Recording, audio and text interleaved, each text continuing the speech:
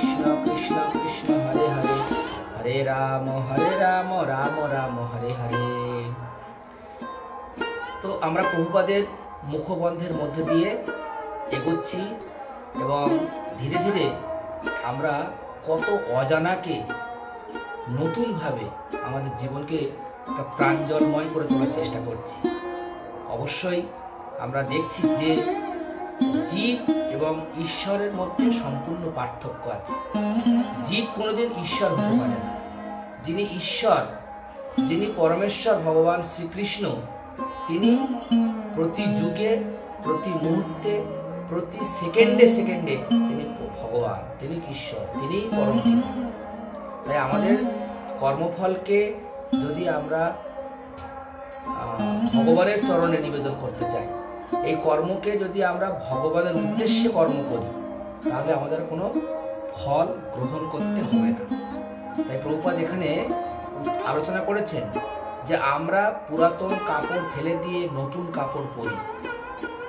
অর্থাৎ আমাদের যে দেহটা, এই দেহটা ধীরে ধীরে ক্ষয়ের দিকে এগোচ্ছে। একদিন এই দেহ থেকে আত্মাটা বেরিয়ে যাবে, তাহলে দেহটা পড়ে থাকবে। সেজন্য দেহের প্রতি আমাদের যে যত্ন, দেহের প্রতি যে আসক্তি, এর থেকে মুক্তি পাওয়ার জন্য, এর থেকে মুক্ত হওয়ার জন্য ভগবান শ্রীমদ্ ভগবদ গীতার জ্ঞান প্রদান করলেন। আর প্রভুপাদ এখানে উল্লেখ করেছেন যে পূর্বকৃত কর্মের ফলস্বরূপ আত্মা এক দেহ থেকে আর এক দেহে দেহান্তরিত হয়। দেহিনস্মিন যথা দেহে কৌমারম যৌবনম জরা তথা দেহান্তর প্রাপ্তি ধীরস্তত্র ন মুহ্যতি। দেহান্তর মানে দেহ থেকে বিয়োগ হয়ে যাবে, অন্তর মানে বিয়োগ। দেহ থেকে যে চলে যাওয়ার পরে, দেহ ছেড়ে যে বেরিয়ে যাবে, সে হচ্ছে পরমাত্মার অংশ, জীবাত্মা। তাই এই জীবাত্মার প্রকৃত কর্তব্য কি?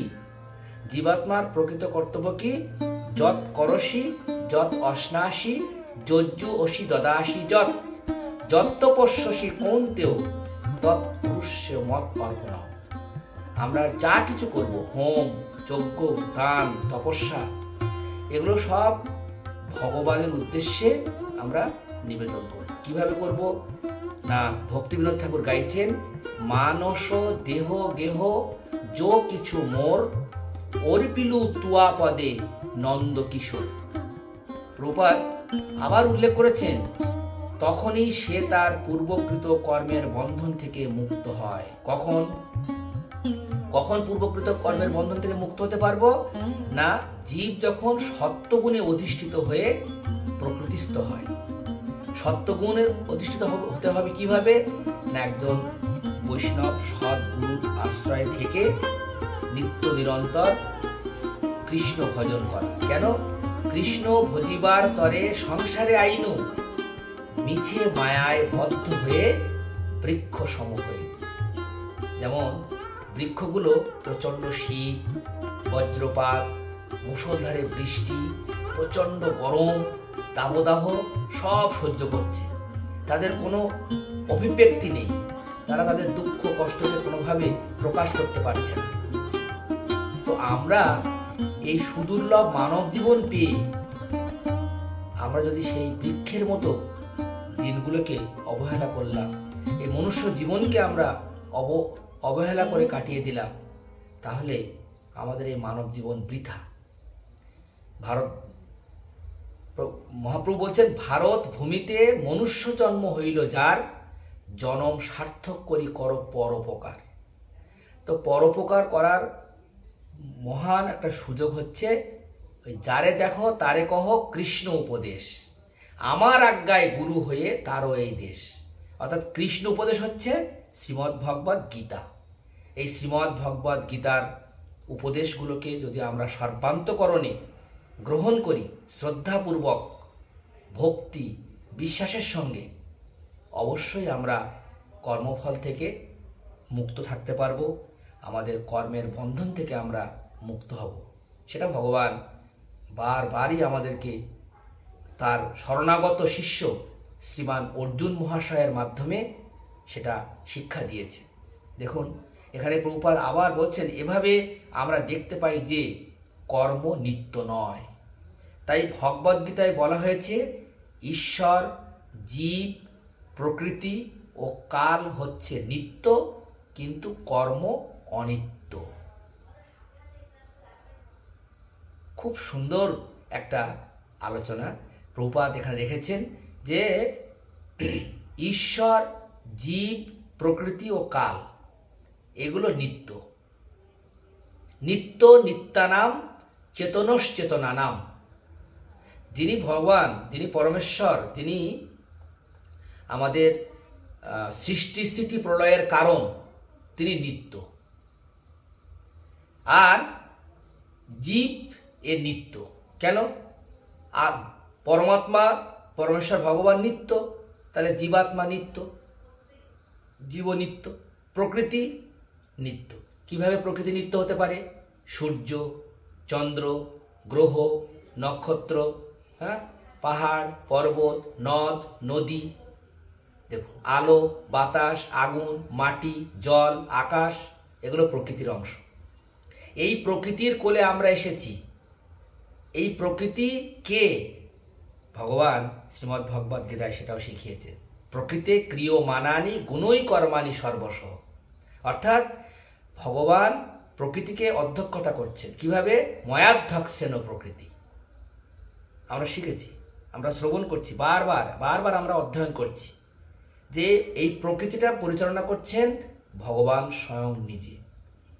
আর সেই প্রকৃতির পরশে আমরা ধীরে ধীরে মাতৃগর্ভ থেকে আসার পরে শৈশব, কৈশোর, যৌবন, ধীরে ধীরে বার্ধক্য অবস্থা।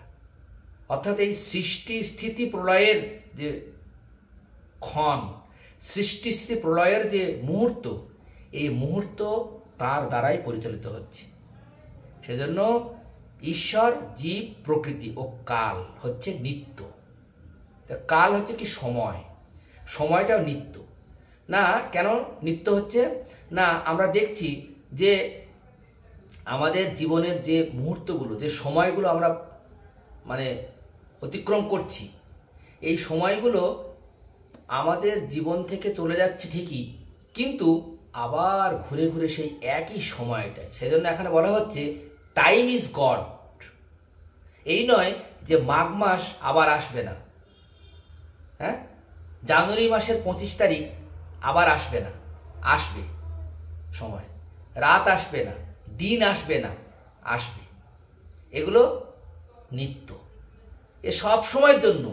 এটা আব্রহ্মণ ভুবনাল্লোক, অর্থাৎ যে ব্রহ্মাণ্ডে আমরা যাই না কেন, এগুলো দ্বারা সবসময়। কিন্তু ভগবান গীতায় বলেছেন যে আমার ধামে তুমি এলে এই রাত, দিন, জন্ম, মৃত্যু, দুঃখ, কষ্ট, রোগ, শোক থেকে সম্পূর্ণ মুক্ত হতে পারবে। তো কিভাবে হতে পারবে? না, কর্মফলকে ভগবানের চরণে নিবেদন করতে হবে। কিভাবে কর্মফল? সেজন্য আমাদের একজন সৎ গুরুদেবের আশ্রিত হয়ে ভগবত ভক্তিতে যুক্ত হতে হবে এবং তার দিক নির্দেশনায় আমাদের জীবনকে অনুশীলনের মাধ্যমে আমরা অগ্রসর হতে পারি। অবশেষে প্রভুপাদ বলছেন কর্ম অনিত্য। Very important.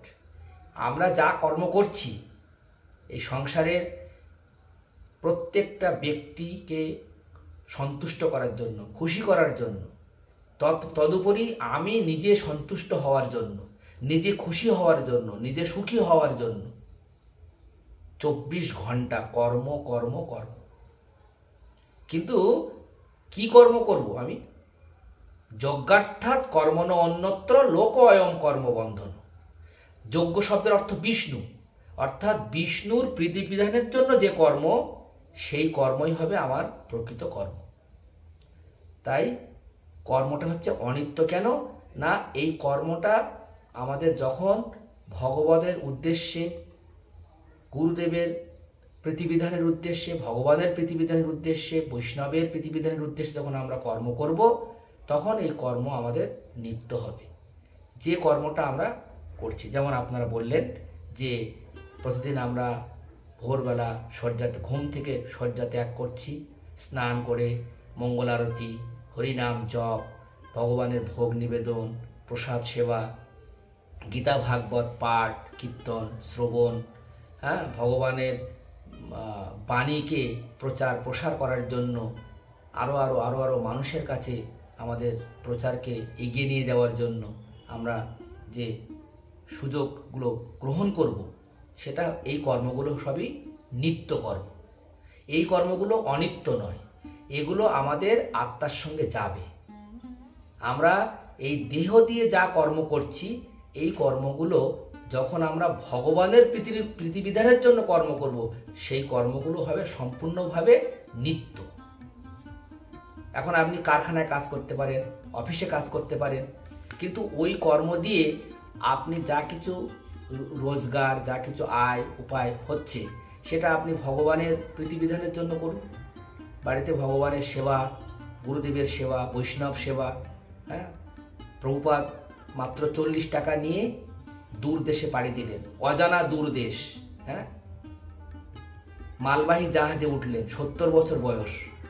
তার কর্ম কি কর্ম ছিল? স্ত্রী পুত্র পরিবারের জন্য কর্ম ছিল না, তার শ্রী গুরুদেবের আশীর্বাদকে তিনি পাথেয় করে তিনি দূর দেশে পাড়ি দিলেন।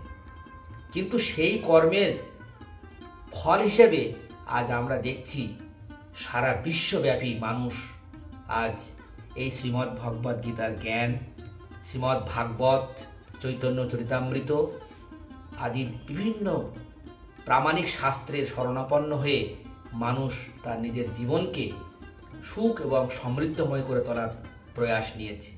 সারা বিশ্বের মানুষ আজ মহাপ্রভুর সেই জয়গান, হরে কৃষ্ণ কৃষ্ণ কৃষ্ণ হরে হরে, হরে রাম রাম রাম হরে হরে।